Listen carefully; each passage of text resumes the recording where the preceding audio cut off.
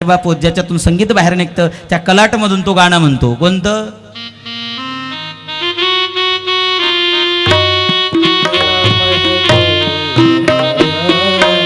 कोण म्हणतो? बँडवाला. बहारो फूल बरसाओ मेरा महबूब आया है. कोणाचा? बँडवाल्याचा. कोणाचा? हेच म्हणतो ना तो, मेरा महबूब आया है. मग नवरदेवाचा की बँडवाल्याचा? ते तुम्ही ठरवा नेमका कोणाचा महबूब. का तुम्हाला हे कळत नाही का? सगळं कळतं तुम्हाला. कळतं पण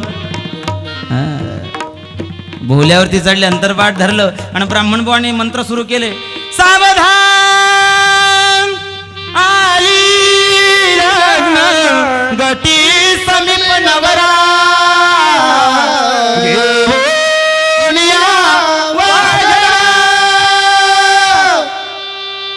सावधान म्हटलं. आणि रामदास स्वामींनी विचारलं, बाबा हे सावधान कुणाला? म्हणजे तुलाच. का? त्याने सांगितलं आतापर्यंत तू एकटा होता, एकटा जीव सदाशिव, मागे पुढे कोणी नव्हतं, आगे पिछे कोई नाही. आता उद्यापासून तुझ्या जीवनामध्ये आना सुरू होणार आहे. आना. किराणा संपला, ज्वारी संपली, साखर संपली, चहा पावडर संपली. एकदा आना मागे लागला की माणूस केव्हा काना होऊन जातो त्याच्याही लक्षात येत नाही. सावधान का? तर महाराज सांगतात की बाबा जिथे अपघाती वळण असतं रस्त्यांवरती तिथे बोर्ड लावलेलं असतं. जिथे धोका असतो पुढे त्याच्या अगोदर सूचना केलेली असते. सावधान, पुढे अपघाती वळण आहे. सावधान, पुढे कमकुवत फुल आहे. सावधान, पुढे काम चालू आहे. म्हणजे जिथे पुढे धोका असतो त्याच्या अगोदरच सावधानतेचं बोर्ड असतं. म्हणून आपल्या लग्नामध्ये ब्राह्मण सावध करता की सावधान. पण हा शब्द फक्त रामदास स्वामींनाच कळाला. जे पळाले तर अजून परत आलेले. म्हणून अजूनही आमच्या लग्नामध्ये मंडपाच्या गेटवरती घोडा उभा असतो. नवरदेवाला शेवटचा चान्स, बघ तुला पळून जायचं असेल तर अजून घोडा उभा आहे. पण आमचा नवरदेव एवढा हक्का केला असतो. ब्राह्मण बाबा सांगतात नवऱ्या मुलीच्या हातामध्ये फुलहार द्या. ती पोरगी नुसती फुलहार घेते, हा त्याच्यात मान घालून देतो. अशी आमचा नवरदेव पायात बोट्ट, वरती सुट्ट, त्याच्यावर बेल्ट, वरती कोट्ट, त्याच्यात पाकिट, 100ची नोट्ट, स्वभाव एक नंबरचा हलकट्ट. बोटा सहित मारुतीच्या छातडावर चढून जातो पठ्ठ्या. नवरदेवाचं मारुतीकडे जाणं म्हणजे मारुतीला हिनवणं. पाय जमलं आपलं, तू बैस तसा. मारुती म्हणतो बेटा आता फार गोड वाटतंय, पण जेव्हा 4 जणांच्या खांद्यावर जाशील तेव्हा माझ्या पुढूनच येशील. आणि जेव्हा माणूस 4 जणांच्या खांद्यावर मारुतीच्या पुढून जातो तेव्हा मारुती एवढातून विचारतो का रे बरं होतं का? तो म्हणतो नाही रे हो. अरे संसार संसार दोघा जीवाचा विचार, देत सुखाला न कारण दुःखाला हो का. अरे संसार संसार जसा तवा चुलीवर, आधी हाताले चटका मग मिळते भाकर. अरे संसार संसार जसं कबशीच घर, बशी बशी आरामशीर कप फिरे गर गर. बशी आरामशीर आहे. बशीला टेन्शन नाही. सुपर फास्फेट नको, लोड शेटिंग नको, बिल भरणं नको, उसाचे भाव उतर नको, कपाशी 41 वर येणं नको. बशी बशी आरामशीर कप फिरे. मावल्या इतके हुशार असतात. बशीच्या शिंक्यावर लिहिले असतात सुखाचा संसार. बशी आरामशीर आहे, घेणं नाही देणं नाही. कप टांगलेला असतो कानामध्ये. घरी पाहुणे आले, पाहुणे आल्यानंतर त्या ठिकाणी आई पोराला बोलते बाब्या घरात साखर नाही बेटा, काकूच्या घरून उसने त्या ठिकाणी साखर आण. उसने साखर कशात आणतात? कपात. पोरग गेलं त्याने कप काढला, नुसता कप नाही काढला, कपाच्या कानात बोट घातलं. लरे लारे लरे लाला लरे लाला लरे लाला लरे लाला. कपाकडून काही रावल्या गेलं नाही. कपानं जशी उडी मारली खाली पडला. खाली कॉन्क्रिटीकरण होतं. कान तुटला. कान तुटेल कपात काय भरतात? आमच्या भागात ठेचा म्हणतात, इकडे खुडा म्हणतात आणि मराठवाड्यात त्याला चटका म्हणतात. असे बरेच कान तुटेल कप आहेत भाऊ. का तुम्ही कीर्तनाला नाही दिसले? नातू झोपत नाही महाराज. बरेच म्हणता महाराज मी गेल्यावर नातूचं कसं होईल? तू ना तुझं पाहून घेऊ. तूच ना तुझे बिस्किट चोरून खातो ना तुझी काळजी करतो. विठ्ठल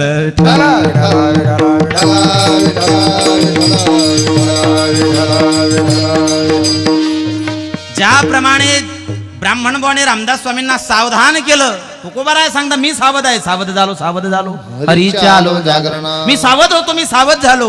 म्हणून बाप हो, हा क्षणभंगूर नरदे आहे. क्षणोक्षणी हा विचार कर, तुला भाऊसागर तरायचा आहे.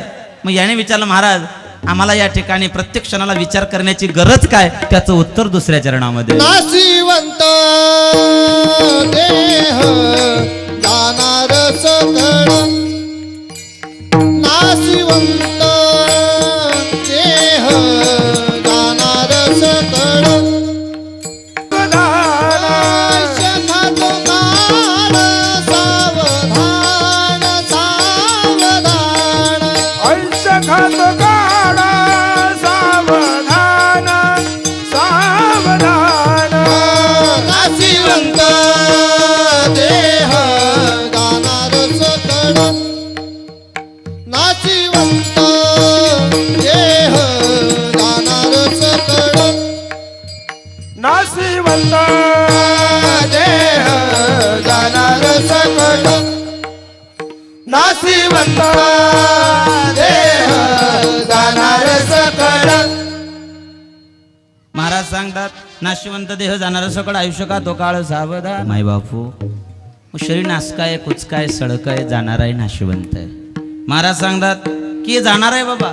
ज्ञानोबारायांनी उभ्या आयुष्यामध्ये आपल्या वडिलांचं, आपल्या आईचं, आपल्या भावंडांचं कुणाचाच उल्लेख केला नाही, पण एका बाईचा उल्लेख केलेला आहे. कोण होती ती बाई? ती एक ऋषिकन्या होती. तारुण्य दशेला प्राप्त झाली, त्या देशाचा राजा आला आणि त्याने तिला मागणी घातली. ऋषीने सांगितलं, महाराज माझी मुलगी तुमच्या मुलीसारखी दिसते, तुमचं वय कुठे, माझ्या पोरीचं वय कुठे? म्हणले मग माझ्या मुलासाठी माझी सून म्हणून मी तिला त्या ठिकाणी घेऊन जातो. ऋषीने होकार दिला. ती मुलगी वेदांताच्या रुच्या म्हणायची, गीतेचं तत्वज्ञान, भागवताचं तत्वज्ञान, शास्त्राचा अभ्यास तिचा होता. लग्न होऊन ती घरी गेली, गरोदरावस्था प्राप्त झाली. तिने सुंदर अशा बाळाला, राजकुमाराला जन्माला घातलं. त्या एका दिवसाच्या बाळाला तिने उचललं आणि पाळण्यामध्ये टाकलं. पाळण्यात टाकल्यानंतर ती बाई त्या ठिकाणी त्या बाळाला झोक्यामध्ये उपदेश करते. हा देह नाशिवंत मलमूत्राचा बांधा, हा देह नाशिवंत मलमूत्राचा बांधा. वरी चर्म घातले रे कुर्मे कीटकांचा साधा. वरी धर्म घातले रे कीटकाचा सार, रव दुर्गंधी रे मंगळ तिचा बाधा. रव दुर्गंधी रे अमंगळ तिचा बाधा. स्मरे त्या हरिहरा शरण जाई गोविंदा. हरे त्या हरिहरा शरण जाय गोविंद. पर्यती म्हणालाचा सोहंदर बाळा, पर्यती म्हणालाचा सोहंदर बाळा. पर्यसी मदालाचा सोहंदर बाळा, पर्यसी मदालाचा सोहंदर बाळा. मदालसा त्या बाईचं नाव ती सांगते. हा देह नाशिवंत मलमूत्राचा बांधा. वरी चर्म घातले रे कुर्मी कीटकांचा साधा. उपदेश त्या लेकराला करते. का? नाशिवंत देह जाणार सकळ, आयुष्य खातो काळ सावधान. ठीक आहे तुकोबा, तुम्ही सांगता शरीर नासकाय कुचकाय सडकाय जाणार आहे, याच्यावरती कुठलाच उपाय नाही का? महाराज म्हणतात शरीर जरी नासकं कुचकं सडकं असलं तरी त्याच्यावरती एकच इलाज आहे, त्याला पवित्र करण्याकरता त्याच्यावरती एकच उपाय. कुठला? अभंगाच्या 3ऱ्या चरणामध्ये. संत समागमे धरावे आवडी, संत समागमे धरावे आवडी. संत समागमे धरावी आवडी, संत समागमे धरावी आवडी. करावी तातडी परमार्थाची, करावी तातडी परमार्थाची. नाशिवंत देह जाणार सकळ,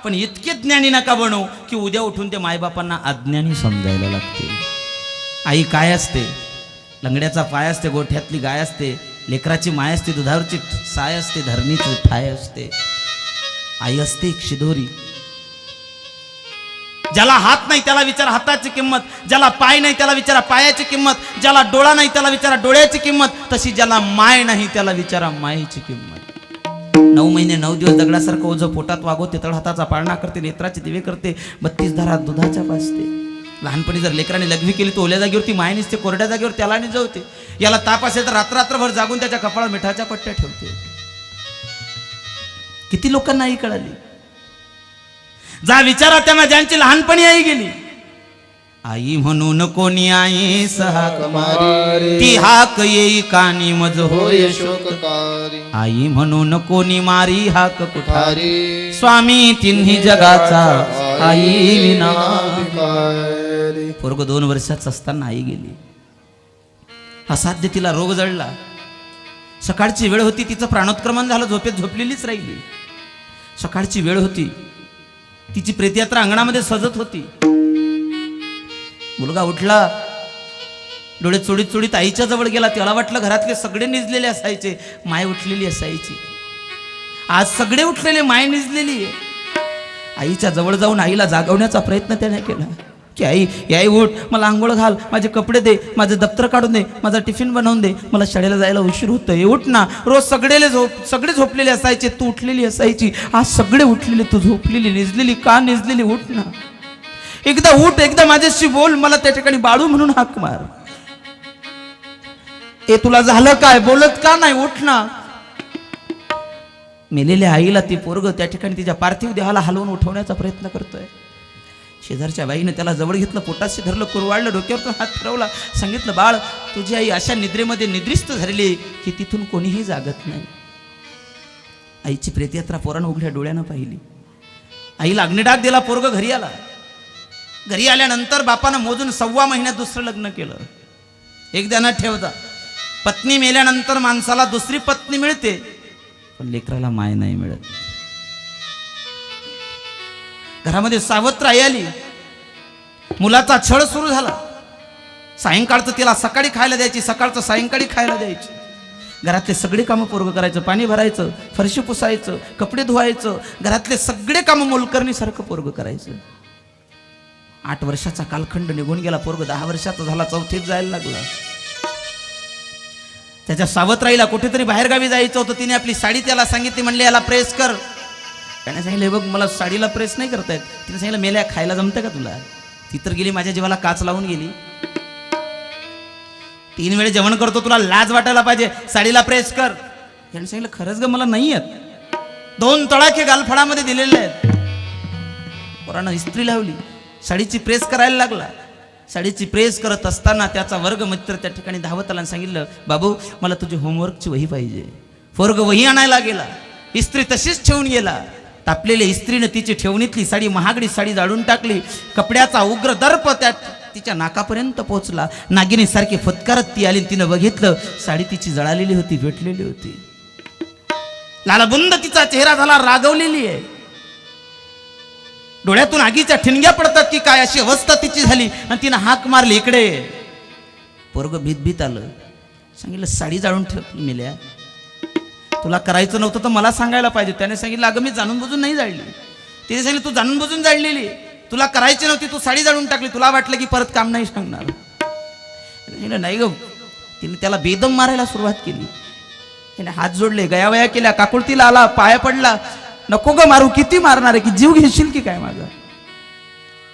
तिने सांगितलं तुला तर शिक्षा व्हायला पाहिजे बेटा, कमरात वाक.